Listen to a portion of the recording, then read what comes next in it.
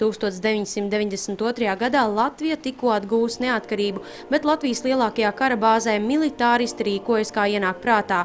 Aizejošā Krievu armija nepakļaujas muitas prasībām, neļauj pārbaudīt militāros palīgu kuģus. Mēs bijām pie Staļeva, tas tajā laikā bija virspavēlnieks Liepājas, kā viņš skaitījās kara apgabalu, tāda komendants viņš bija. Viņi izrunājamies, viņš mums vienalga neļāva. Tad mēs aizgājām, mums bija laba sadarbība ar Zemesardzes vadīja visu. Tādā vienā pārunā mēs stāstījām, ka tā ir. Tur tālāk viss Zemesardzes jau komandieri, to atstrādāja visu un tā viņš aizgāja. Šie kadri fiksēti jau pēc kara ostas bloķēšanas dienas. Militārā operācija notika 25. aprīļa agrā rītā, kad mūsu zemessargi 300 vīri bez jau kādas informācijas noplūdes ar nelielu militāro ekipējumu pēkšņi kara bāzē bloķēja visas ieejas un izejas, un padomju karaspēka pavēlniecība nolika fakta priekšā.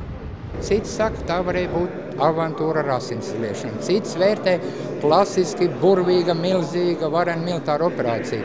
Bet galvenais būtiskākais ir tas, ka mēs varam, mēs esam, ir mums sava armija, un ikvienam svešam spēkam nāksies ar mums rēķināties.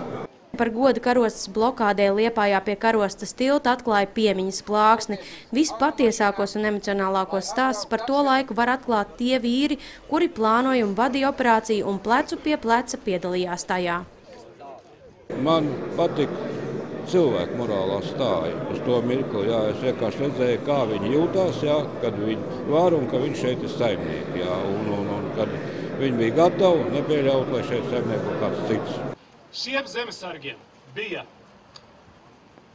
nesagraujama ticība, pārliecība un deksme. Deksme, ko nevarēja apdzēst pat lods, jo viņi apzinājās, uz kurieni viņi iet.